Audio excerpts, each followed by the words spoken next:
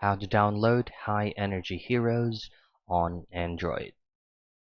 Now, if you head over directly to your Google Play Store right here, and then just simply searching for high energy heroes, you won't be able to see any results as this is only available for iOS. So the option that we'll be doing is the first thing is to open up your preferred browser from your device.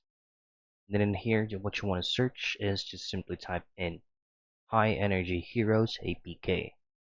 Now you can definitely choose on any of your sources, your trusted sources, where you can download APKs. But in this video, let's just head straight into APK Pure. In here, if you scroll down a bit, simply tap on Download APK, and then you need to bring up at least 1.8 gigabytes or 100 to 500 megabytes additional storage to your device so you can download this application.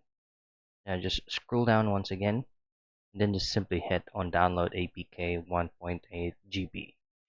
Now make sure on installing this is just to allow all anonymous resources files so that you can install this without any problems.